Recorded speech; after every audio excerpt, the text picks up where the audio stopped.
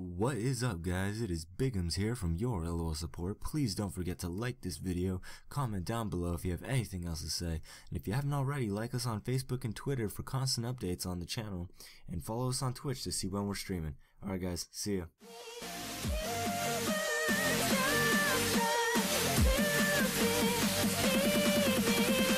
But now that you're gone, I can fly.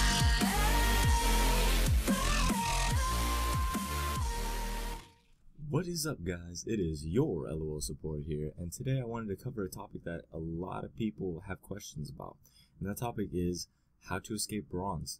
Now, the bronze tier makes up so much of the league population that it's ridiculous. And a lot of people are searching on YouTube how to escape bronze, and they're saying, oh, I'm stuck in ELO hell and things like that. I want to first expel that myth. There's no such thing as ELO hell. You are where you are because of your play. Now, I understand if you only play like 40 ranked games and you are very low in the bronze division, I can understand that. There are trolls. You will get that sometimes. However, if you play a long time, troll games don't happen every single game. You know, it'll average out. You know, once you hit about 150 to 200 games, that's you now. That's not the trolls, that's you. So, I'm going to tell you guys 5 tips that helped many people that I know, that I've told, get out of bronze and eventually to climb the ladders and get higher up. Now, the first tip I want to cover is a very important tip that helps you learn, and that's to blame yourself. Okay? Now, there are many times in a game where you could say, yeah, he messed up, or he's the reason we lost, or he's the reason, you know, this or that. Forget that. Blame yourself. What could you have done better to improve the outcome of that game? You went 5-0 in top lane, you shut down the enemy top laner, but you still lost. Why? Maybe you should have counter jungled more. If you're in the top lane, go counter jungle if you're already winning. If you're in the top lane and you get tower early, go help mid. If your jungler is struggling, help him invade. You can do so much more as a top laner than just stay in your lane, farm, and beat up on your lane. Your laner's not worth any gold if you're 5-0. He's less than a cannon minion. You know, go somewhere else. Get some more gold somewhere else. Help another lane. That's how you win. Once you win, you help others win. Okay? So, what could you have done better? Could you have warded better? Could you have warded the jungle better? You know, you could have done that better. What else? Just always think, what could I have done better to win that game? And if you do win, think about reasons why you were the reason you almost lost. Now, I know that sounds weird, but if I win a game, I think, wow, where did I really mess up to where we could have lost that game? What did I do wrong? And if you think that way, I promise you, your weak aspects of League will improve. And that's the whole point of the tier system. It's to find your flaws, and until you improve, you will not advance. Okay? The second one I would like to say is learn to fill. And I say this because if you can play all 5 positions well, and you are allowed to give somebody else who is a top main or a jungle main or a mid main their role, you have a better chance of winning. If you're a mid main and someone else is a mid main and you force them to support, they're not going to do a good job. Or if you force them to ADC, they're not going to do a good job. If you were asking me, I would want the guy who mains mid to play mid. And if that means that I have to go to a less desired role, so be it. We have a better chance of winning if everyone is comfortable in their lane. So if you learn to be the debonair person and be able to play all roles well, then you have statistically a better chance of winning. Even if you're not playing the carry positions, you still have a better chance of winning. And I believe that although you can make it to high divisions, platinum, diamond even, with just one role, you will be a better league player if you know how to play all your roles around that rank. So if I play support at a bronze level, I play mid at a gold level, ADC at a gold level, and I play the other 2 at silvers, I will only be a silver. If you take the average of all of those, I'll only be a silver.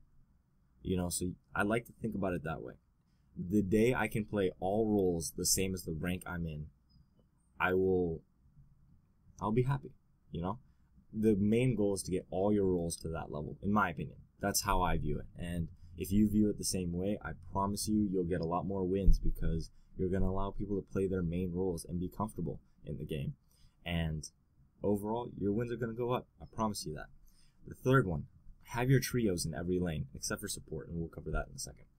Meaning, in the triangle of League, where poke beats all in beats sustain, and sustain beats poke, you should have a champion that fits in every category and know how to play them, just in case if you go in a lane matchup where someone is going to play that one role. Take, for example, my top lane. I love playing 3 champions: Vladimir, Ryze, and Jax. Those are my top 3 favorite top laners. If you look at Vladimir is the sustain category. If you look at Ryze is the poke category. If you look at Jax is more the all-in type category. So I have someone for anyone that top laner decides to play. Anyone. So I am always going to be in the driver's seat in my lane if I pick after them. So it's always good to know those for every single role. ADCs are kind of ish the same. I mean, for ADCs, you're more working on who has more range, who works well with the support, things like that. But for mid lane, it's definitely the same concept. And for supporting, you want to know your ADCs. You want to know which ADCs work well with a all-in type support like Leona, which ADCs work best for a catch-out like Blitz or Thresh. You know, you have to know all of these things as a support, which is why having supports is a little bit different, but I find it pretty easy just to say no Thresh, Leona, Annie, Blitz. There you go. So if you know how to play those guys, then I guess you're good. You know, you got pretty much all type of supports in your arsenal. The next one is very, very said among everyone, and that's just don't rage. Don't get upset. If you feel like typing, "Oh, you're the worst, you suck, you're the worst," well, how many people could say that to you? You know, if you did a crap job and you wanted someone to just accept it and move on because that was just a simple mistake, why wouldn't you do that for someone else? You know, if somebody accidentally misses smite, man, that sucks. I'll tell you, it sucks. But it's already done. You raging and you typing them, "Oh, you're the worst, you're the worst, I report, you know, X9 report." It's not going to do anything. It's not going to change it. They already lost. They already lost in that mission. If they miss smite, they already missed it. If they lose lane, they already lost it. You know, you can't do anything. Raging won't help. What helps more is encouraging them and telling them, "Look, you fucked up, but you know what? You still got it. You're still in the driver's seat, and we're going to help you." I feel so much better if somebody told me, "Look, don't worry about your mistakes. We'll help you out. We got you covered." This is a team game. You already have 5 enemies on the team. Why have more on yours? It doesn't make sense to me. It really doesn't make sense to me. So that would be my next biggest thing that personally helped me out a lot, because it would get to the point where I'd hold my tongue, but to an extent, but now I just hold it all the time. And here's a tip. If you need to, type out all your rage and then just delete. And it'll help out. Helps me out sometimes. Sometimes I'm like, "Why are you doing this?" Delete.